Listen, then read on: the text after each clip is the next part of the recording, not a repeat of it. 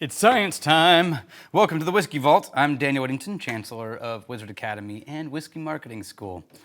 There's a remarkable thing that happens in whiskey tastings I want to talk about, but I think because it's relevant in the larger market, this is an interesting thing I'm looking forward to trying. That was a gift from Devin Forget. Forget. He's French. Devin's going to appreciate that. Okay.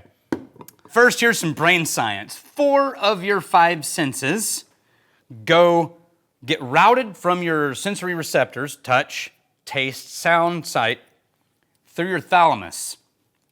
The relay center that then connects your sensory data to awareness, conclusion, and then action. So you can go, ow, that was hot. Awareness, conclusion, action. Ow, right? 1 of your 5 senses, your sense of smell, which is tied into your taste, so let's call it 1.5, actually bypasses the relay center completely and goes straight to the amygdala, like hippocampus, like straight to the part of the brain responsible for memories and emotion. That's its first trigger, memories and emotion, bypassing the logical relay center completely.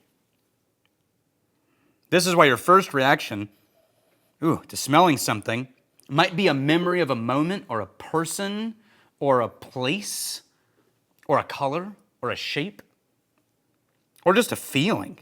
If I said, oh, this smells like Christmas, you're not going to think of pine and cinnamon and like the clinical listings of Christmas. As I say, this smells like Christmas, your brain pictures rooms, people, houses, moments, presents, smells.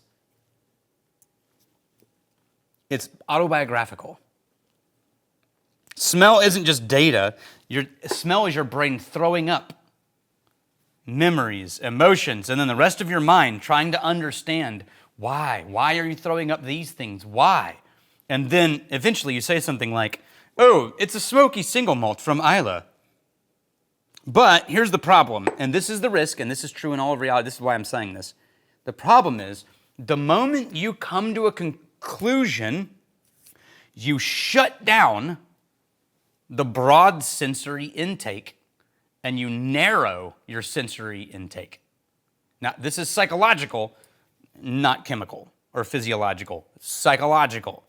As soon as you stop going, what is this? What does this remind me of? And just letting your memory and your feelings sort of accept what's going on, and you come to a firm, this is this, as soon as you do, this is this, then every new sensory input is just going to reinforce your conclusion. It's not going to throw you off. If you decide this is scotch, then you might smell it for another 5 minutes and it might be like really oaky and it might be really like dusty corn. And you'll be like, wow, for a scotch, this is really oaky. For a scotch, this has a really high corn note.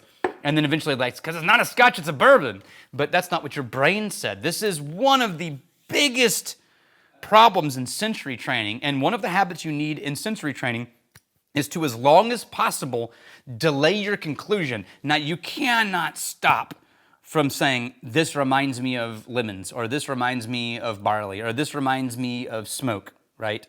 What you need to stop is the next sentence. So this is scotch. So this is bourbon. Right? So if you just stand to, oh, this reminds me of flowers. Oh, this reminds me of this. This reminds me of honey. And as long as possible, just live in the discovery phase. Then eventually, if you write down everything, you can look at your notes and go, I think I have an understanding of what's going on here. The moment you take a smell and go, oh, it's scotch, you're screwed. Everything else after that is just going to reinforce your already decided conclusion. But this is not just about sensory. This is about how we take in all of reality around us. First, we're going to try this. Was a gift from Devin Forget.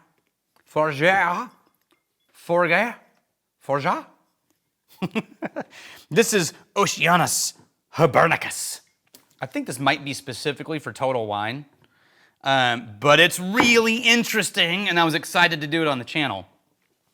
It is a mix of Scotch single malt from all 5 regions and Irish single malt.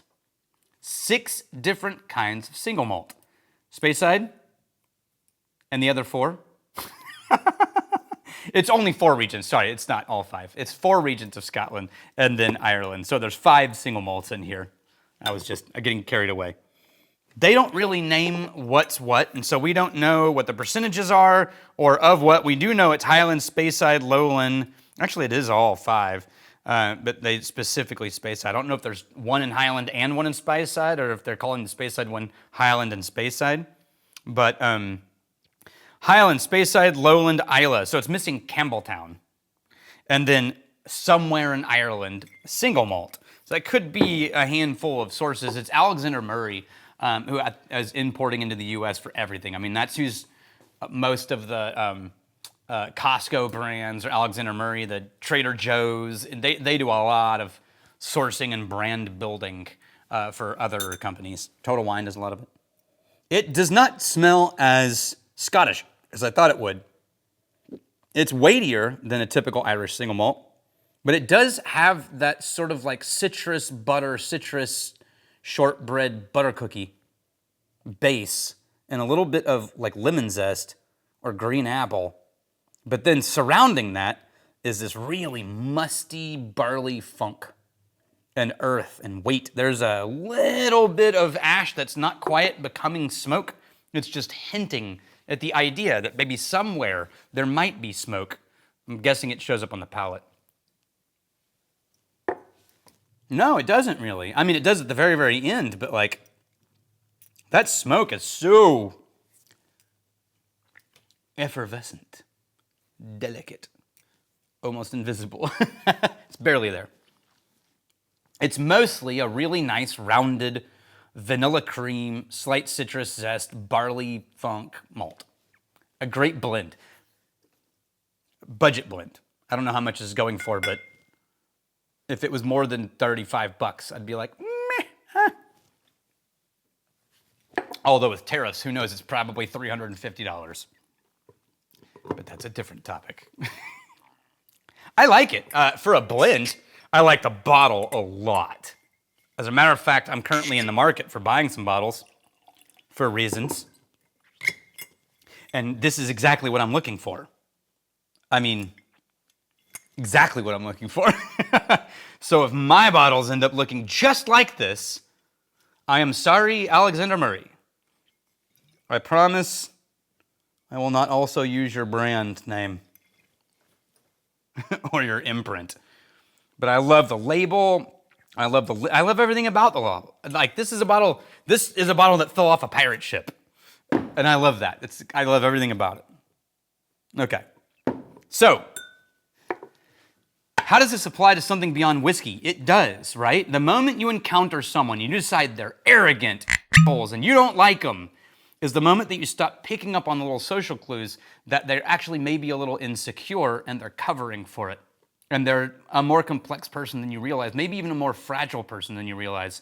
The moment you decide someone is an idiot is the moment you stop noticing their intelligence and maybe how they just might have made an understandable mistake or misunderstanding, right? As my dad said, we talked about this in the video, never attribute to malice what can be explained by incompetence, which is also a little bit brutal, but everyone's stupid sometimes. Right? That doesn't mean someone's emphatically a moron.